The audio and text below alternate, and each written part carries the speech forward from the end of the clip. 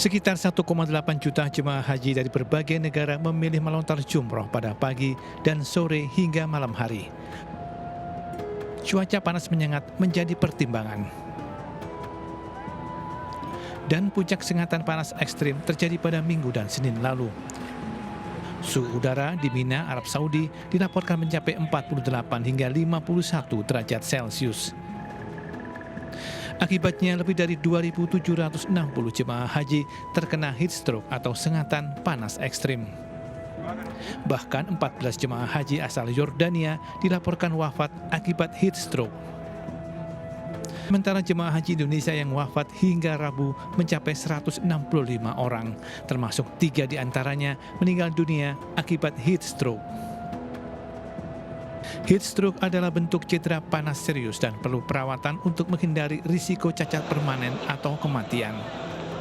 Orang yang terkena heat stroke akan mengalami sakit kepala hingga berdenyut, mual dan muntah, kulit memerah, suhu tubuh tinggi hingga detak jantung lebih cepat dari biasanya. Pemirsa, setidaknya 10 rumah permanen dan semi permanen ludes dalam kebakaran di kawasan Grogol, Petamburan, Jakarta Barat. Polisi masih menyelidiki penyebab kebakaran.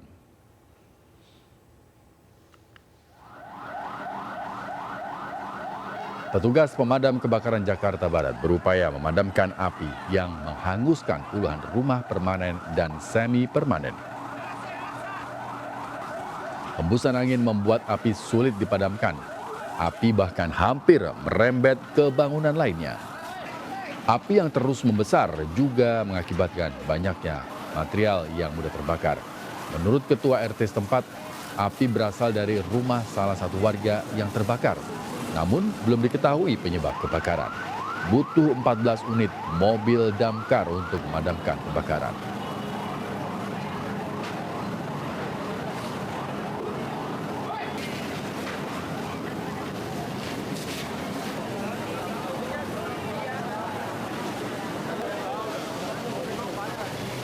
Klaster C Rusunawa, Marunda, Cilincing, Jakarta Utara rusak tidak terurus. Sejumlah aset seperti jendela dan pintu beserta kusennya hilang dicuri.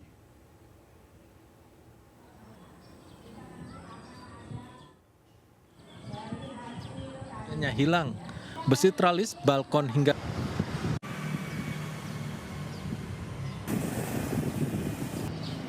rusak, mangkrak, dan tidak terurus. Seperti inilah kondisi klaster C Rusunawa Marunda di Cilincing, Jakarta Utara. Jendela dan pintu beserta kusennya hilang. Besi tralis, balkon hingga kloset dan kabel juga diduga dicuri. Dinding bangunan rusak, bongkahan batu dan beton berserakan di dalam dan sekitar bangunan rusun. Praitno, Ketua RT Blok C yang kini telah pindah ke Rusun Nagrak, membenarkan penjarahan terjadi bulan Februari lalu. Masih ketua RT seperti apa, Pak? Alhamdulillah sampai saat ini masih menjabat jadi ketua RT.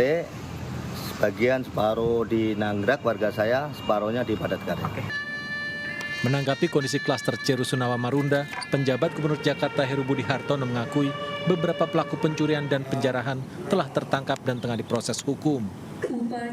Ya, penjarahan Pak Asbak sudah koordinasi dengan Polres, dengan Polsek setempat. Ya harus ditindak, itu kan sudah melanggar hukum. Ada beberapa yang sudah mau diproses. Klaster C Rusunawa Marunda terdiri dari 500 unit hunian. Kondisinya kini memprihatinkan, terbengkalai bagaikan kota mati. Dari Jakarta, Sofyan Firdaus, Helmi Sajangbati melaporkan. Pemirsa, Peggy Setiawan dan kuasa hukumnya siap menjalani sidang pra-peradilan Senin mendatang. Jika ada penolakan, tim kuasa hukum akan terus melawan karena bukti dan segala hal untuk pra-peradilan telah disiapkan.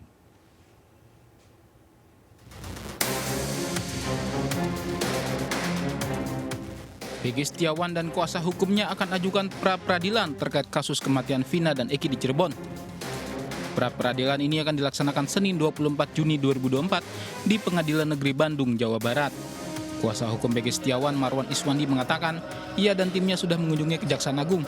Hal ini dilakukannya sebagai upaya antisipasi jika pra-peradilannya ditolak. Diharapkan pihak kejaksaan dapat menelaah lebih baik berkas yang diajukan oleh pihak kepolisian. Marwan juga menegaskan bahwa ia meyakini jika kliennya tidak bersalah. Ia dan tim kuasa hukumnya akan terus melawan jika pra-peradilan ditolak. Baru kami akan melakukan pra-peradilan tanggal 24 Senin ini. Tadi saya ke Kejaksaan Agung. Kenapa? Pertanyaannya kenapa Kejaksaan Agung? Saya mengantisipasi, tetapi harapan kami tidak seperti ini. Antisipasi kalau kami kalah di pra-peradilan, maka berkas yang dilimpahkan oleh penyidik Polda Jawa Barat agar Jaksa Agung memerintahkan jajaran yang di bawah, yaitu di bawah naungan Kejaksaan Tinggi Jawa Barat maupun Kejari Cirebon, untuk lebih teliti, waspada dan cermat menerima berkas dari polisian. Sebelumnya saat berkunjung ke gedung Kejagung RI, Marwan Iswandi meminta Jaksa Agung agar memerintahkan kepada jajaran di Kejaksaan Tinggi Jawa Barat dan Kejaksaan Negeri Cirebon teliti dan cermat serta berhati-hati dalam menangani berkas perkara Peggy Setiawan. Marwan berharap adanya pengawasan yang ketat dari Jaksa Agung pada pengawasan agar kecurigaan yang muncul di pihak keluarga dan kuasa hukum serta masyarakat dalam perkara ini bisa terbantahkan. Dari Jakarta, tim liputan melaporkan. Berkas perkara kasus kematian Vina dan Eki dengan tersangka Peggy Setiawan alias Peron akan dilimpahkan ke Kejaksaan Tinggi Jawa Barat hari ini. Berkas dilimpahkan penyidik Polda Jawa Barat ke Kejaksaan Tinggi di Bandung karena TKP berada di dua tempat berbeda, yakni di lokasi kecelakaan lalu lintas dan TKP penganiayaan dalam wilayah Polres Cirebon Kota dan Polres Cirebon Kabupaten. Dalam penyidikan kasus Peggy, penyidik sudah memeriksa sebanyak 70 saksi. Perlu untuk gelar, tentu saja kita akan melaksanakan gelar. Namun sampai saat ini berkasnya sudah cukup dan sudah tadi kami sampaikan di awal bahwa besok pagi insya Allah akan kita limpahkan kejaksaan. Mau nanti dimonitor dan mau nanti diikuti oleh teman sekalian supaya kita juga bisa menjaga, mengawal kasus ini.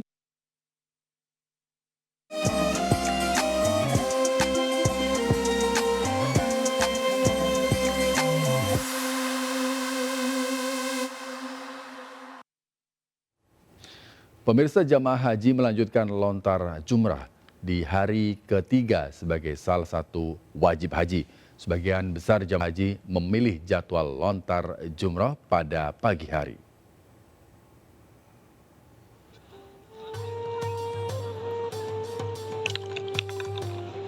Matahari mulai terbit menyinari wilayah Mina, tidak menyurutkan semangat para jemaah untuk melaksanakan salah satu rangkaian ibadah haji.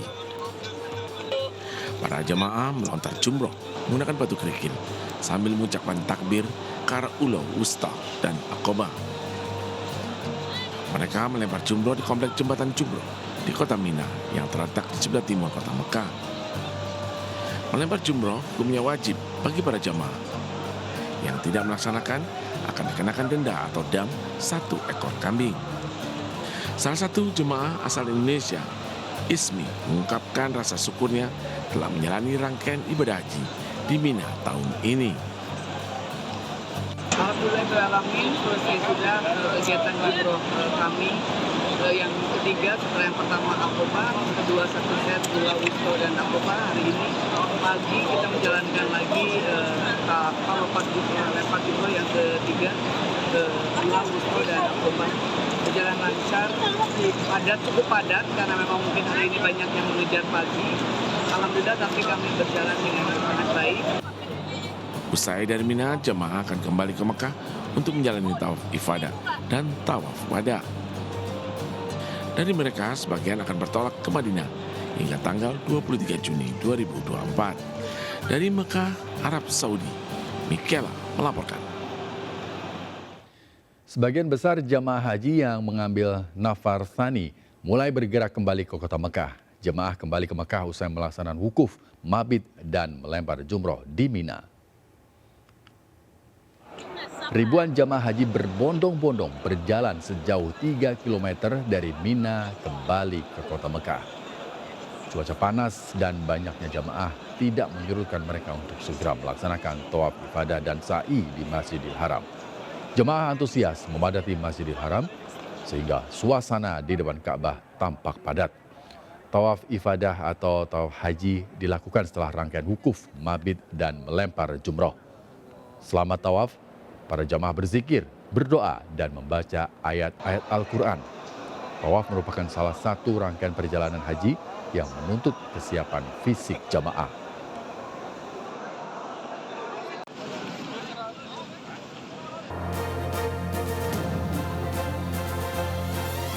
Terima kasih Anda masih bersama kami. Pemirsa, ratusan buruh pabrik tekstil di Pekalongan, Jawa Tengah menggelar doa bersama sebagai bentuk protes karena PHK secara sepihak dan tidak digaji selama 3 bulan. Masa menuntut pencairan gaji, pesangon, uang lembur, serta THR yang belum dibayarkan.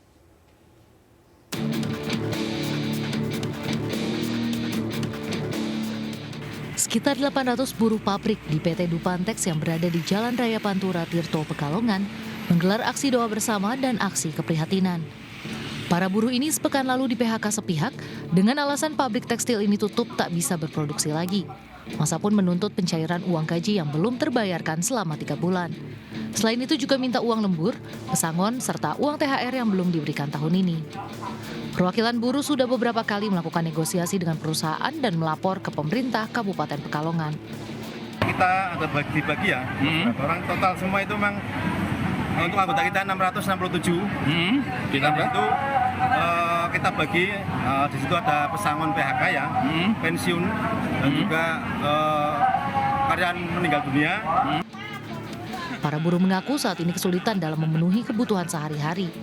Total uang yang belum dibayarkan perusahaan sebesar 33 miliar rupiah. Sementara pihak perusahaan PT Dupantex melalui kuasa hukumnya menyebut sedang melakukan perundingan dengan para buruh. Tapi perusahaan tetap berkeinginan untuk membayarkan hak-hak buruh?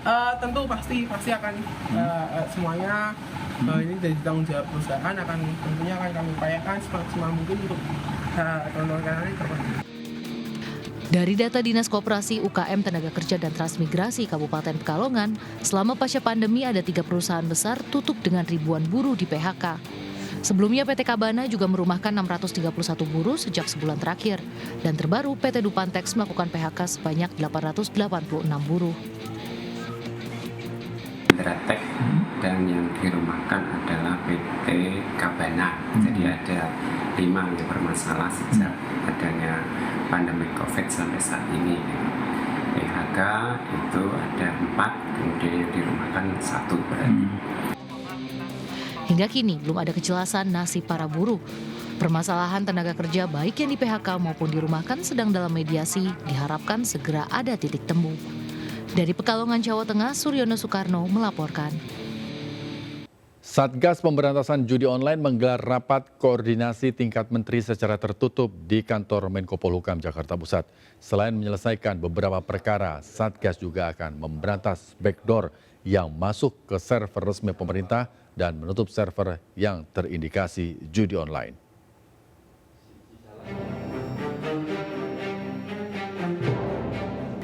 Usai rapat koordinasi tingkat menteri tentang pemberantasan judi online, Satgas Pemberantasan Judi Online yang dipimpin oleh Hadi Cahyanto selaku Menko Polhukam menggelar konferensi pers. Satgas Pemberantasan Judi Online akan menyelesaikan 3 perkara dalam waktu 1 hingga 2 minggu ke depan. Di antaranya, perkara terkait 4.000 hingga 5.000 rekening yang mencurigakan yang saat ini telah dilaporkan ke Bareskrim oleh PPATK. Yang kedua, menyelesaikan perkara jual beli rekening, yang mana jual beli rekening ini perlu diberantas karena pelakunya sendiri menyasar orang menengah ke bawah dan terjun langsung ke desa-desa. Dan yang terakhir ialah memberantas modus top up game yang ada di minimarket. Satgas akan menutup layanan top up yang terafiliasi, yang mana akan terlihat dari nomor akun virtual. Selain itu, Satgas melalui Kemenkominfo akan menutup ribuan akses judi online. Kominfo akan menutup net access provider supaya provider-provider yang ada di luar ini juga tidak memberikan ruang untuk pemain judi online yang ada di Indonesia karena servernya ada di luar negeri. Dan Kominfo juga akan menutup Internet Service Provider, ISP. Satgas juga akan memberantas backdoor yang masuk ke server resmi pemerintah, serta menutup server yang terindikasi judi online. Dengan beberapa upaya yang akan dilakukan 1 hingga 2 minggu ke depan, Satgas Pemberantasan Judi Online yakin tren judi online di Indonesia akan menurun. Dari Jakarta, Wenda Nura, Pandu Priyoardi melaporkan. Sebelumnya, Menko PMK Muhadjir Effendi mengungkapkan adanya wacana pelaku judi online menjadi penerima bantuan sosial. Menanggapi hal tersebut, Presiden Joko Widodo di sela kunjungannya ke Kabupaten Klaten, Jawa Tengah, membantah wacana bansos tersebut. Ke Menteri Pertanian. Pak, izin pertanyaan lain Pak, terkait bansos untuk pelaku judi online gimana Pak? Nggak ada. Berarti wacana itu sebenarnya belum terrealisasi, belum diatur? Nggak ada. Presiden Joko Widodo meninjau pelaksanaan pemberian bantuan pompa air untuk pengairan sawah di Klaten, Jawa Tengah. Program pompanisasi merupakan upaya pemerintah untuk mengatasi kekeringan.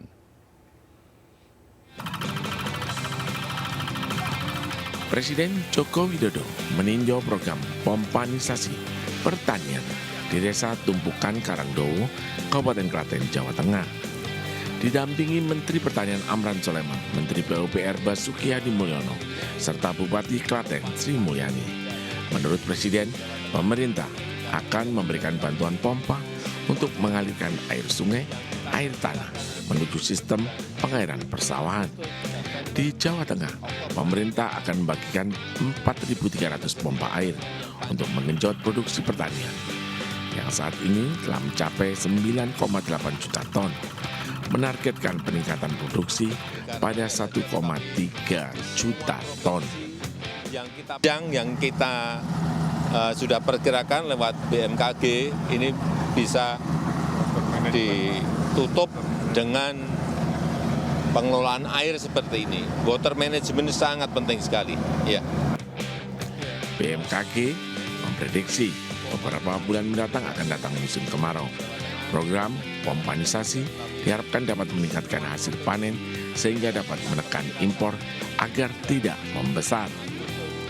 Tim Liputan melaporkan. Apresiasi Kreasi Indonesia 2024 kembali digelar di Kota Denpasar, Bali. Event tersebut bertujuan untuk mendorong para pelaku ekonomi kreatif untuk terus berkreasi dan berinovasi.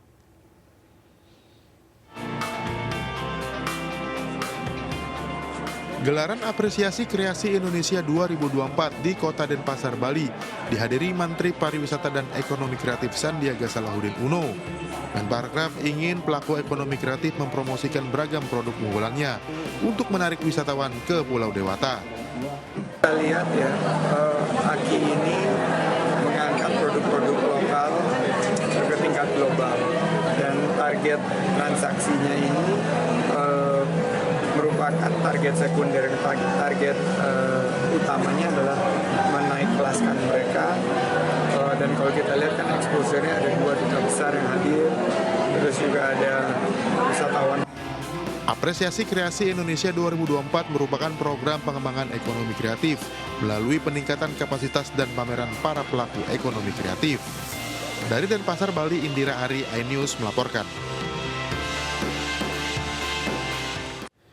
Hari terakhir Meet and Greet 10 Ball The Real King diramaikan dengan pertandingan antara juara dunia biliar Albin Aushan dan Francisco Sanchez Ruiz melawan para penggemar. Dalam acara yang digelar di Elite Biliar Jakarta, para penggemar mendapat kesempatan bermain biliar bersama juara dunia.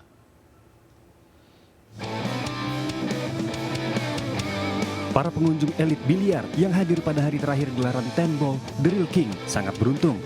5 pebiliar yang beruntung dapat merasakan atmosfer pertandingan eksibisi melawan pemegang juara dunia biliar Albin Aushan dan Francisco Sanchez Ruiz.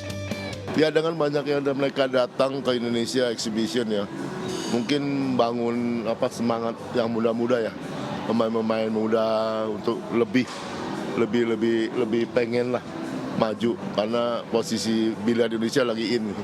No, I know they have many good players here, so I expect them to try as hard as they can to beat me, and many talented players here, so I expect a good match. Tidak hanya bermain bersama, para penggemar biliar juga mendapatkan tanda tangan langsung dari kedua juara dunia tersebut sebagai kenang-kenangan setelah pertandingan usai. Dari Jakarta, Hamzah Azwan Has, Pandu Priyo Aji, iNews melaporkan. Warga merekam kebakaran yang menimpa bangunan ruko di Jalan Ahmad Yani, Kota Malang, Jawa Timur. Api berkobar hebat membakar bangunan berlantai 2 tersebut. 3 penghuni rumah selamat. Petugas terpaksa menutup seluruh ruas jalan. 6 armada damkar Kota Malang dikerahkan ke lokasi. Kebakaran diduga terjadi akibat kebiasaan pemilik rumah membakar kertas-kertas bekas.